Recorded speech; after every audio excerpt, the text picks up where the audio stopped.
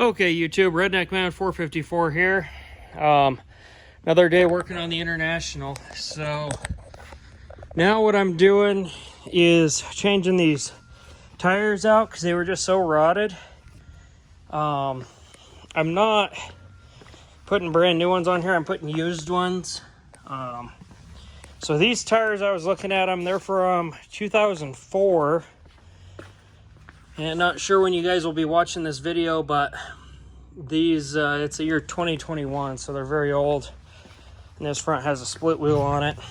It was just a spare. I've got the other one outside here. So these tires I got are used. They came off of a Toyota.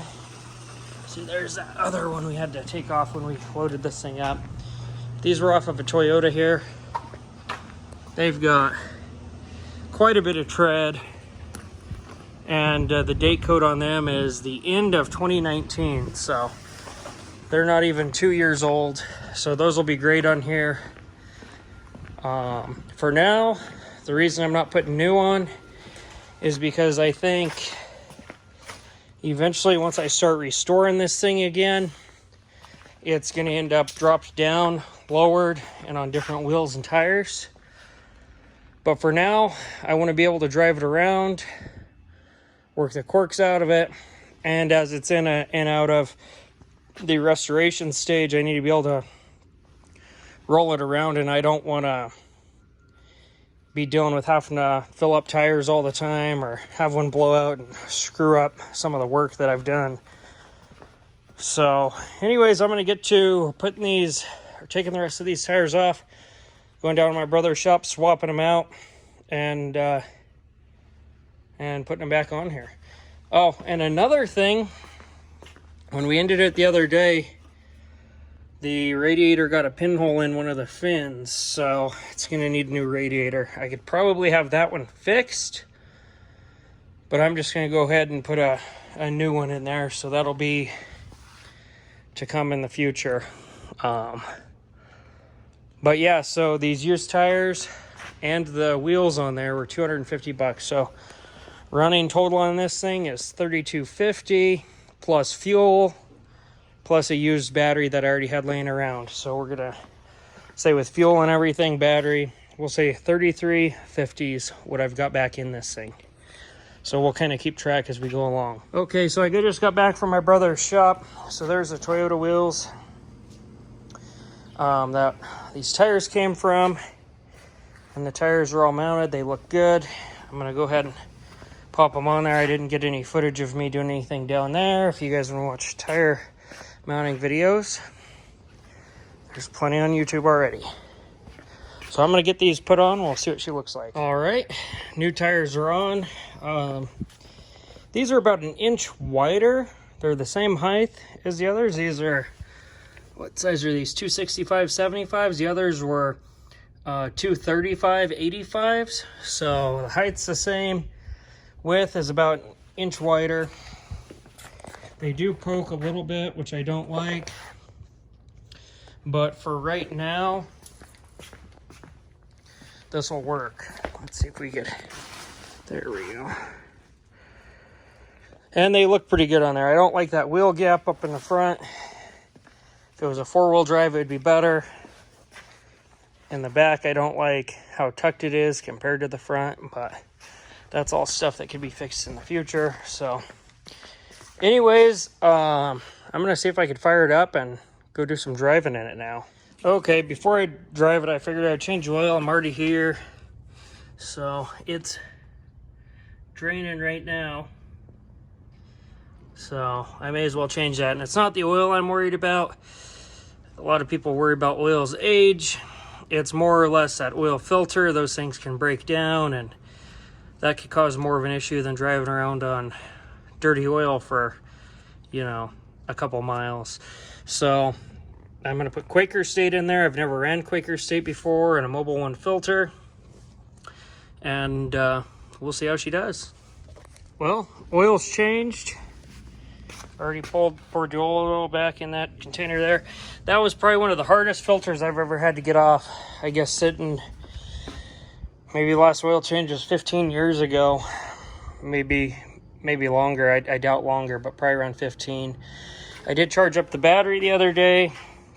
I've got some fuel in a jug to put in the carb to get it started. After it's started, it stays running, but it still needs some assistance getting started. I think that carburetor just needs a good cleaning. So anyways, I'm going to go ahead and start it up, and we'll take it for a drive. Fresh oil. All right. I just put a couple more gallons in it, and we're going to go for a drive, maybe. Nope.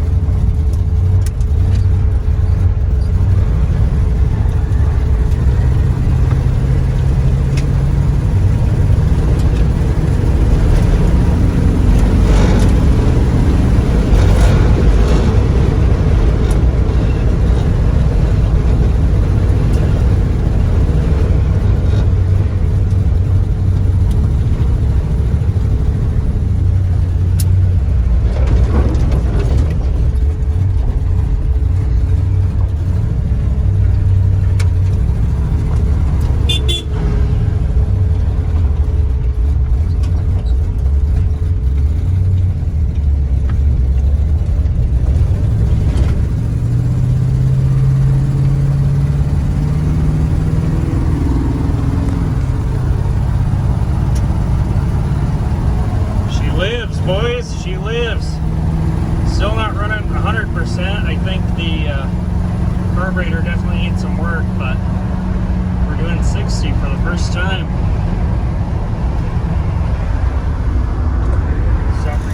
Well, we went over to my brother's, drove it around. It only died like 6 or 7 times. Anytime you come to a stop and you can't just take off, it dies. So you have to get out and it won't restart. So you have to get the old honey jug and put some gas in the carb. So the carb definitely needs some work.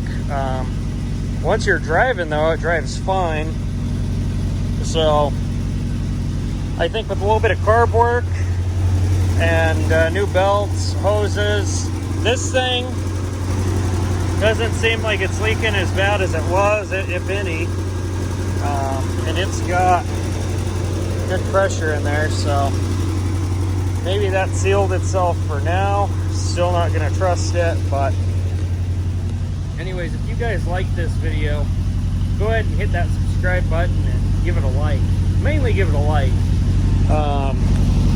But yeah, she's running again, boys. So I don't know what'll be in the next video, but I'm sure it'll be good. Maybe it'll be rebuilding the carburetor or something like that.